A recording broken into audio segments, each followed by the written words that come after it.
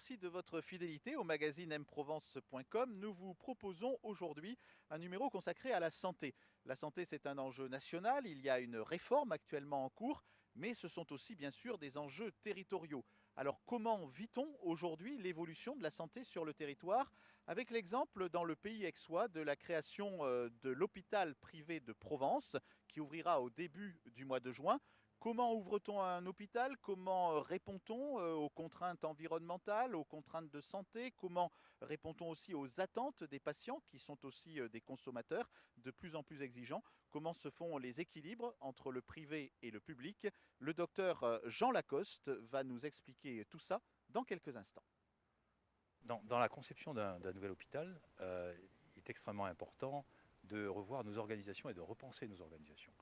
Les hôpitaux et les cliniques à l'ancienne étaient organisés, centrés sur les soignants. Tout était fonctionné autour de l'organisation des soignants et le patient était un peu comment dirais-je, quelque chose de passif, un objet presque passif qui était dans le circuit et puis qui attendait, qui patientait par définition. On a essayé, nous, de changer cela et de concevoir notre nouvel hôpital dans une organisation qui serait centrée sur le patient. Je ne suis pas sûr qu'on y arrive complètement parce qu'il y a des habitudes à changer, mais néanmoins, c'est comme ça que nous l'avons conçu. Ça veut dire que vous allez faire attention à tout ce qui est espace, accueil peut-être des familles ou des accompagnants, des aidants? Oui, et bien sûr les familles. Là, d'ailleurs, là, nous sommes dans un patio intérieur qui est destiné à recevoir les familles, les accompagnants, bien évidemment. Mais aussi le patient lui-même, faire en sorte que, somme toute, le patient passe dans l'établissement le moins longtemps possible, hein, parce que ça c'est vraiment un critère de qualité, le moins longtemps possible et de façon la plus organisée, la plus fluide possible. Voilà, c'est vraiment des éléments qui nous ont paru essentiels dans l'organisation fonctionnelle et architecturale aussi, puisqu'on a tenu compte de cela, pour fabriquer le nouvel hôpital. On avait des vues sur ces trois loges qui donnent sur le grand espace avec l'orée du bois qui est si sympa. Et puis on est inscrit dans la courbe de la colline, quoi. Hein, c'était tout l'intérêt du système, quoi. On va employer des gros mots, on parle beaucoup de rentabilité maintenant dans l'hôpital, notamment dans les hôpitaux privés. Comment est-ce qu'on assure cette rentabilité? Est-ce qu'il n'y a pas, par rapport à ce que vous venez de dire, un peu une opposition au fait de dire on va faire en sorte que le patient reste le moins longtemps possible? Est-ce que c'est dans votre intérêt? Alors, oui, c'est dans l'intérêt surtout de la collectivité et de l'assurance maladie, puisqu'un patient qui passe du temps à l'hôpital inutilement, sans pertinence, parce que c'est l'élément clé, la pertinence des soins, sans pertinence coûte de l'argent et on n'est pas dans la qualité. En fait, la qualité, au sens large, égale aussi économie, meilleure affectation des moyens et des coûts. Le patient, le consommateur de santé, veut avoir aujourd'hui les meilleurs équipements. Ça représente aujourd'hui quoi en matière d'investissement et surtout quelles innovations? Parce qu'il y a peut-être un côté aussi concurrentiel aujourd'hui de dire à l'hôpital privé de Provence, vous avez des équipements que vous n'aurez pas ailleurs? Alors oui, alors on est bien sûr dans la qualité des équipements. La tendance générale dans toutes les structures de soins qui prennent des pathologies en charge des pathologies aiguës, hein, comme un hôpital, c'est aussi de diminuer l'agression médicale, si je puis dire, au sens large. Donc toutes ces techniques de chirurgie robotique, mini-invasive, de radiologie interventionnelle vont dans ce sens-là. Et effectivement, dans nos équipements, on a fait des choix qui sont très, très caractéristiques. D'abord, nous avons un robot chirurgical. Alors, c'est pas nouveau, ça remonte quand même à pratiquement une dizaine d'années. Mais également, nous avons installé une salle hybride. Une salle hybride, c'est une salle de radiologie qui est installée dans un bloc opératoire où on va pouvoir faire, grâce à des technologies informatiques sophistiquées et à la fusion d'images, on va pouvoir faire des interventions extrêmement précises avec un abord chirurgical le plus petit possible. Donc tout ça plaide en faveur d'une diminution de l'agression chirurgicale. C'est un hôpital privé qui va être généraliste, toutes les pathologies vont être traitées ici, toutes les chirurgies? Presque toutes les chirurgies vont être traitées ici. En fait, on est très proche d'une offre de soins comparable à un hôpital public d'assez grande taille, sauf pour des disciplines chirurgicales qui sont maintenant très limitées en termes d'autorisation, parce que vous savez que nous sommes soumis à des autorisations d'activité. Donc nous ferons toutes les disciplines chirurgicales à l'exception de neurochirurgie et chirurgie cardiaque, et une offre en discipline médicale qui sera pratiquement complète à l'exception de la pédiatrie. Et les urgences, puisque c'est un grand sujet aujourd'hui dans la population? Oui, nous avons donc une autorisation de service d'urgence. en symétrie avec le centre hospitalier d'Aix. Donc les deux grandes structures, voilà, nous allons coopérer avec l'hôpital pour accueillir les Chirurgiens. Alors, nous sommes dans une région en Provence où la santé a été fléchée, y compris par l'Europe, comme un secteur économique d'avenir. On parle beaucoup de la silver economy, hein, donc du vieillissement, et du coup, cette santé avec les populations que nous avons ici qui viennent passer pour beaucoup leur retraite ou la fin de leur vie en Provence sont peut-être vos premiers clients. Comment est-ce que vous vous intégrez dans cette démarche et dans cette spécificité de la région Provence-Alpes-Côte d'Azur? Alors, effectivement, la région Provence-Alpes-Côte d'Azur a un taux légèrement supérieur à la moyenne nationale en termes d'âge moyen, mais ce n'est pas quand même quelque chose de très significatif. Globalement, de toute façon, toute l'organisation moderne maintenant de la prise en charge doit se focaliser essentiellement sur les pathologies des gens âgés. Hein, parce que nous avons donc l'évolution, la typologie, si je puis dire, des patients a beaucoup évolué en 30-40 ans.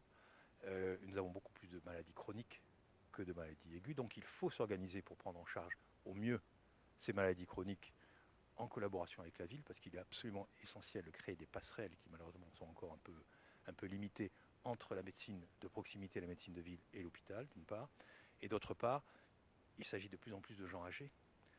On a défini un type de patient, c'est le patient polypathologique âgé, c'est-à-dire des gens qui sont très âgés, qui ont plusieurs pathologies, mais qui vont bien, qui vont pas mal. Et ces gens-là ont besoin bien sûr de soins. Il faut s'organiser pour leur offrir les meilleurs soins possibles, le plus facilement possible, avec le moins de désagréments possible. Cet hôpital privé de Provence, qui est situé entre le pont de l'Arc et Luynes, dans une Provence magnifique, c'est aussi un enjeu environnemental, parce que c'est jamais facile aujourd'hui de créer un établissement sur cette surface-là. On voit qu'à Marseille, il y a quelques difficultés pour implanter des cliniques par rapport à l'environnement, par rapport aux gens qui habitent autour. Comment est-ce que vous avez traité ces questions et comment est-ce que vous avez résolu les problèmes qui n'ont pas dû manquer? Oui, nous avons eu un retard qui est de plus de 6 ans, qui a été lié à ces problèmes, puisque nous avons eu des recours juridiques contre notre projet, et ces recours sont allés jusqu'à dernier stade, c'était le Conseil d'État. Donc nous avons eu 6 ans de retard. Normalement, nous devrions être installés ici depuis 6 ans, à peu près, ou 5 ans et demi, voilà. Donc effectivement, l'aspect environnemental a compté. On a essayé d'intégrer au mieux cet établissement dans son environnement.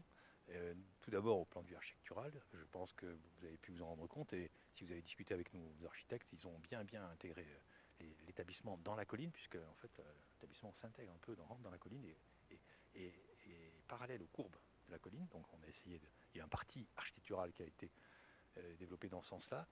Et ensuite on a développé on a une politique HQE, haute qualité environnementale, actuellement donc à toutes les phases de conception et puis de réalisation. Nous sommes maintenant pratiquement à la fin de ces phases et nous avons bon espoir d'être reconnus comme HQE exceptionnel. Excellent sinon exceptionnel. Myriam Djeroux, vous êtes cadre de santé à l'hôpital privé de Provence. On est là dans une des 300 chambres de cet hôpital. Alors dites-nous quel est votre métier, qu'est-ce que vous faites au quotidien pour qu'on connaisse mieux les personnes qui vont travailler dans cet établissement? Bonjour, donc effectivement je suis cadre de santé en service de chirurgie, urologie, viscérale et digestif. Donc mon rôle c'est de superviser et d'encadrer les équipes paramédicales, donc les équipes qui vont s'occuper des patients au quotidien, 24 heures sur 24, qui vont être au chevet des patients et soigner les patients tous les jours.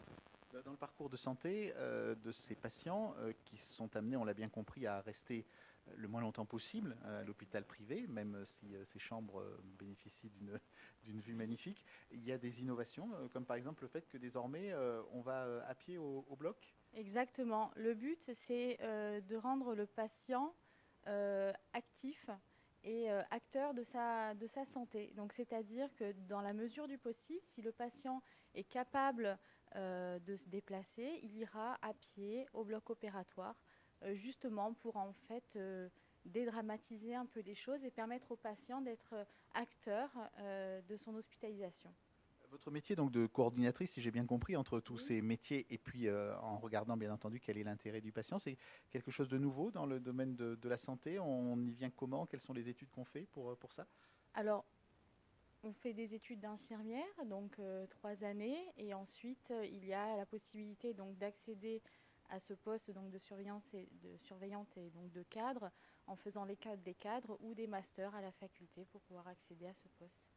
Aujourd'hui, vous intégrez cet établissement de quelle façon? Vous avez déjà été dans d'autres cliniques ou dans d'autres hôpitaux privés? Alors, j'ai pratiquement travaillé qu'à la Polyclinique du Parc Rambaud. J'ai commencé il y a 11 ans en tant qu'aide-soignante pendant mes études.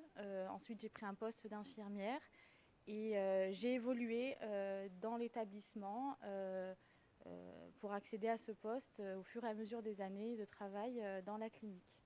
Quels sont les changements dans les attentes des patients? En 11 ans, qu'est-ce qui a évolué? Ils sont devenus un peu plus consuméristes, ils cherchent à être plus acteurs de leur parcours de santé? Oui, tout à fait. Ils cherchent à être plus acteurs de leur santé. Ils cherchent. La société actuelle fait que les patients sont de plus en plus au courant de ce qui se passe, Internet, les informations.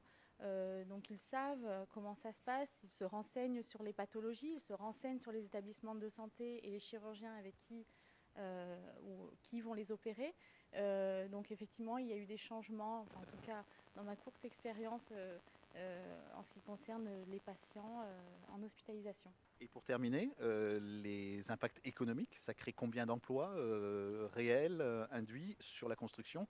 Et puis ensuite, évidemment, sur le fonctionnement, au moment où on dit qu'il n'est pas toujours facile de trouver des personnels de santé pour les hôpitaux. Oui, alors, en ce qui concerne le personnel qui a contribué à construire l'hôpital, j'aurais du mal à vous répondre, il faudra peut-être poser la question aux architectes. Je sais qu'au plus fort du chantier, nous avons eu 220 personnes qui travaillaient en même temps sur le chantier, donc ça représente vraiment beaucoup de monde, et ça fait avec 33 mois de chantier, donc on peut essayer de faire une multiplication et d'évaluer ça. En ce qui concerne maintenant le fonctionnement de l'hôpital lui-même, donc nous avons un peu moins de 500 employés, salariés, auxquels il faut rajouter 170 médecins libéraux, et auxquels il faut rajouter les employés de ces médecins libéraux. Donc en gros, on estime que à peu près 1000 personnes vont travailler sur l'établissement. L'ouverture de l'hôpital privé de Provence, c'est donc le 3 juin. Et puis, il y aura aussi l'occasion de revenir très souvent sur ces questions de santé, qui sont des questions économiques et sociétales importantes en région Provence-Alpes-Côte d'Azur. Vous pouvez retrouver cette émission, bien entendu, sur notre site, sur celui également de Provence Azur et sur notre page Facebook. Merci et à très bientôt.